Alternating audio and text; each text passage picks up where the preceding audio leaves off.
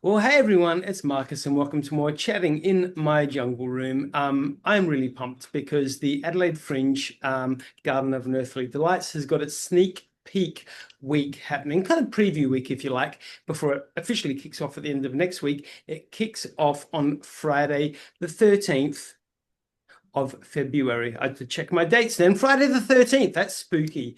The guy that we're talking to right now is Arthur Hull, and we're going to find out all about the show.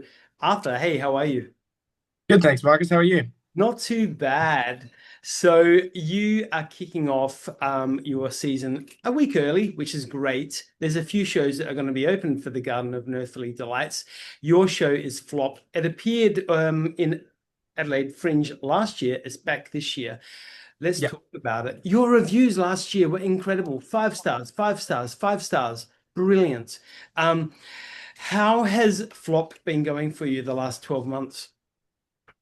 I mean, it's exploded really. So I did Adelaide last year, which was amazing. I only did 2 weeks, which I really wish I had done more, but it was kind of perfect for me to do just the 2 weeks to like really get to know. I mean, I've been doing Adelaide since 2023 as a just working it, and then to come as an artist for the first year was amazing.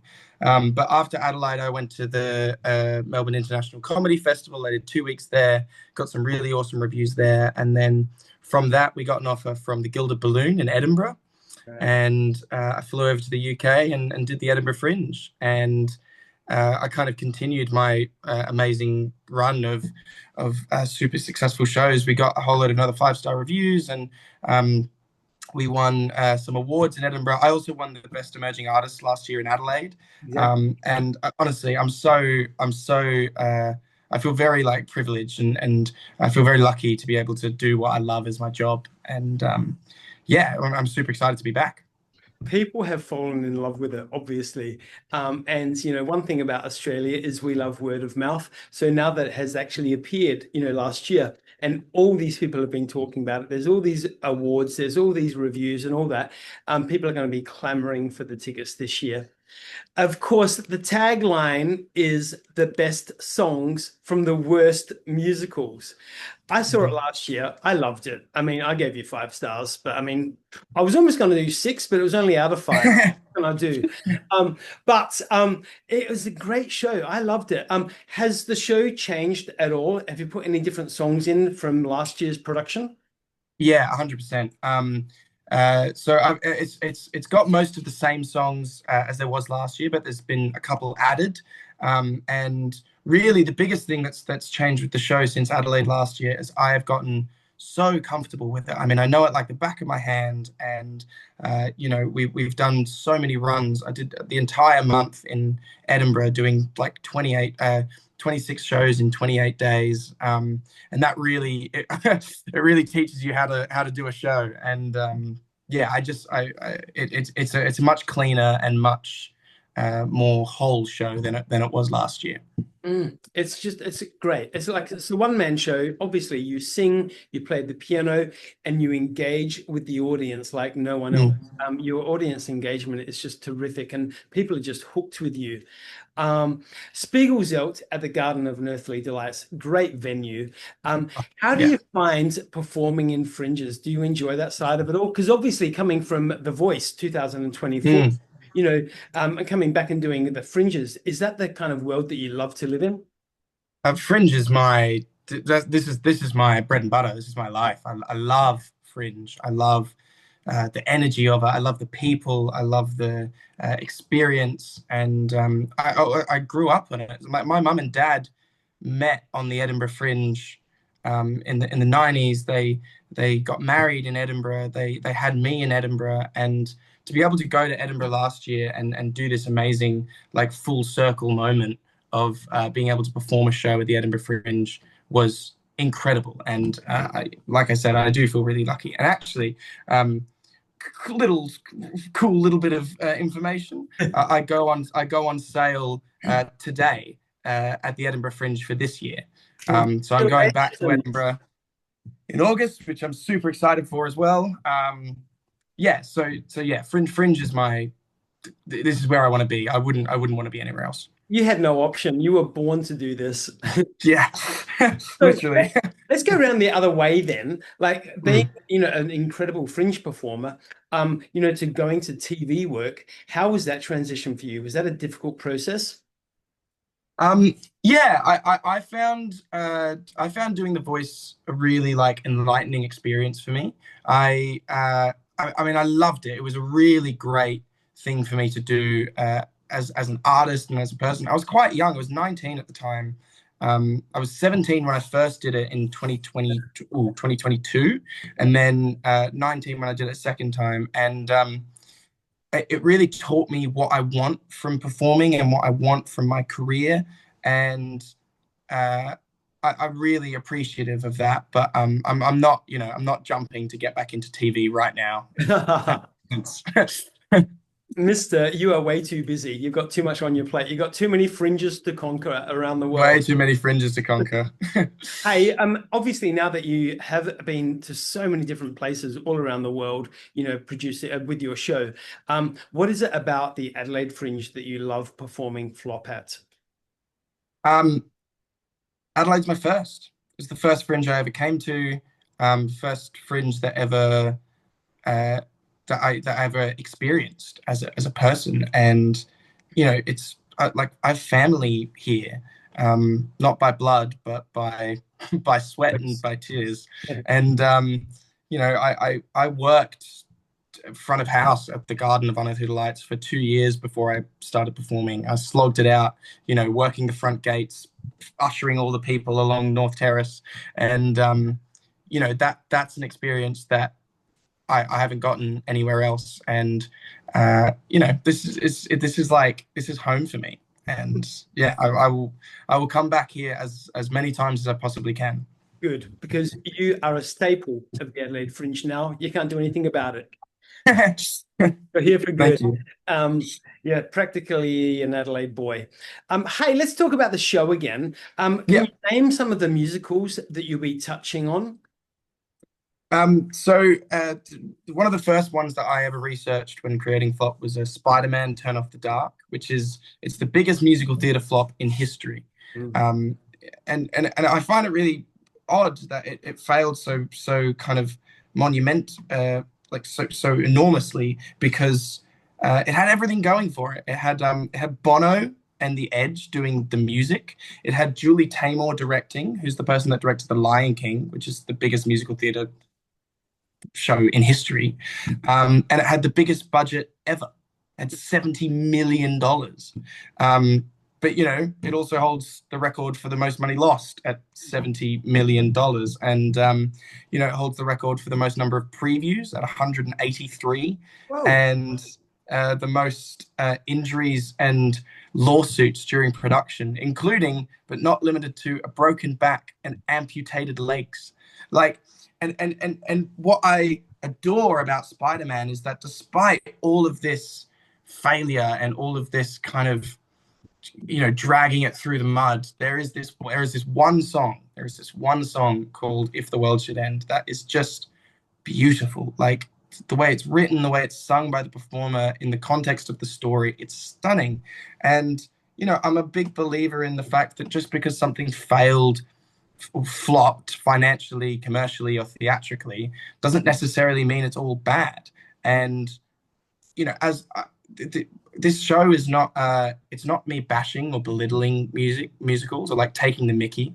I love these musicals. I want to bring them to a new audience because I think it's for so many musicals have like faded into the background over the years because they didn't do well when they first came out, and that doesn't mean that they're bad. It just means that they failed. Um, and I want yeah, and I want to bring musical theater, especially young musical theater people, into these really really amazing shows.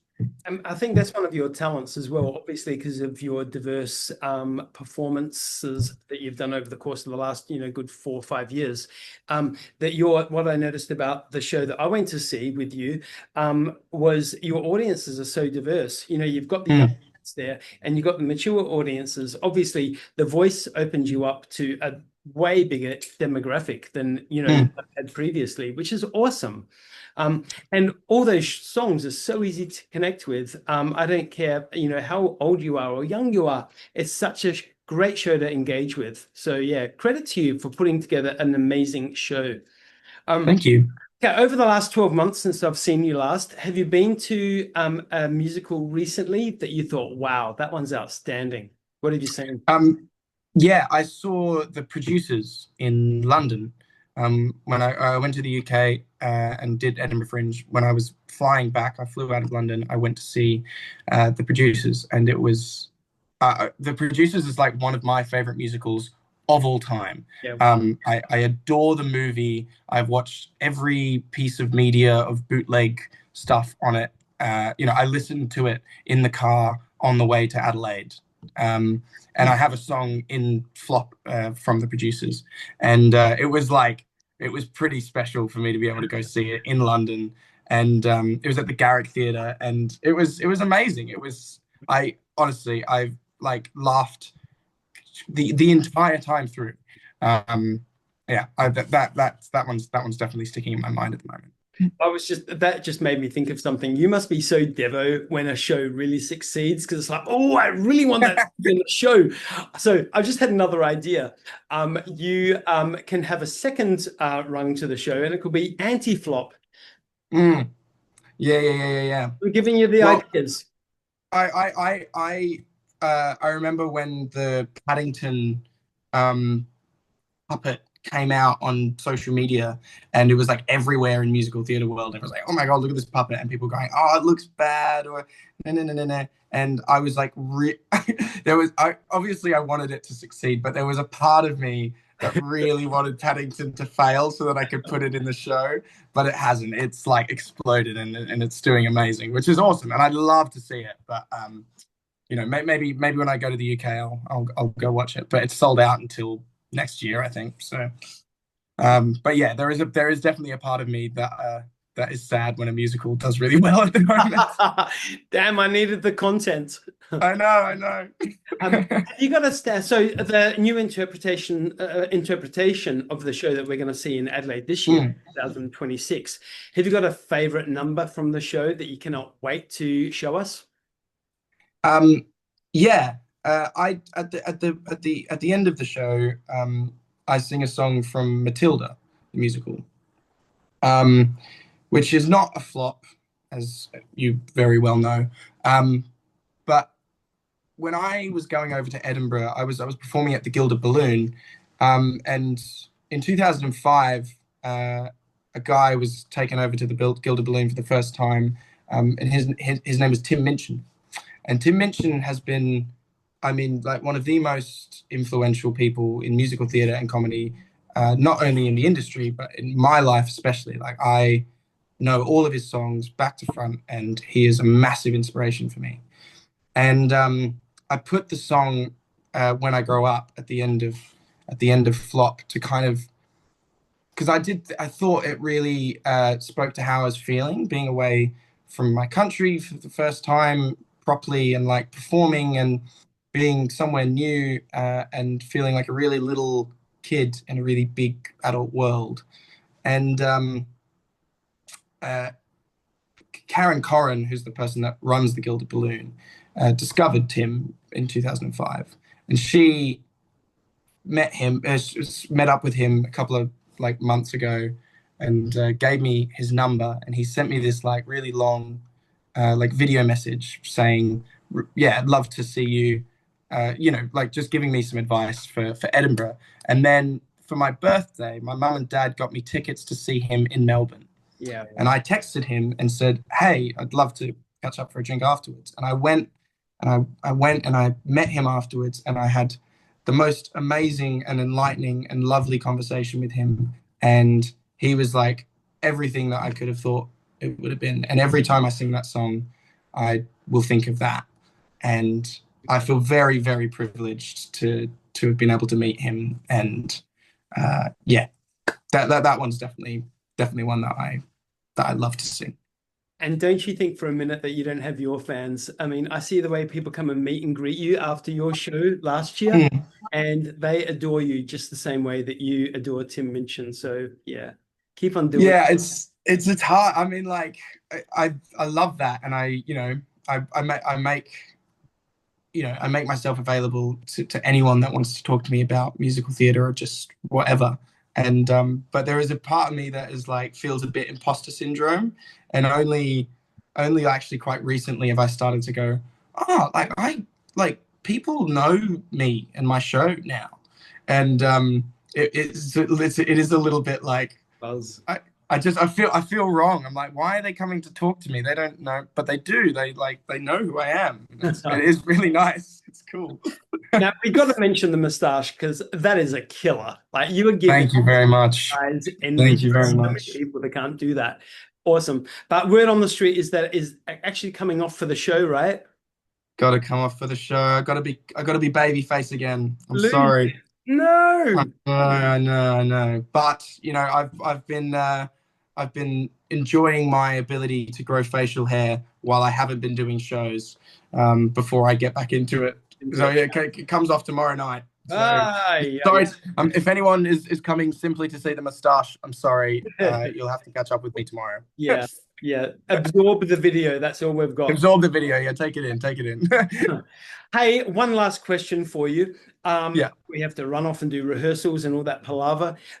When you're in Adelaide, when you're not on stage or when you're not catching a friend's show or anything like that, what do you love doing in Adelaide? Oh, well, got to be careful with this response. No, no. I love being able to. I relish seeing shows.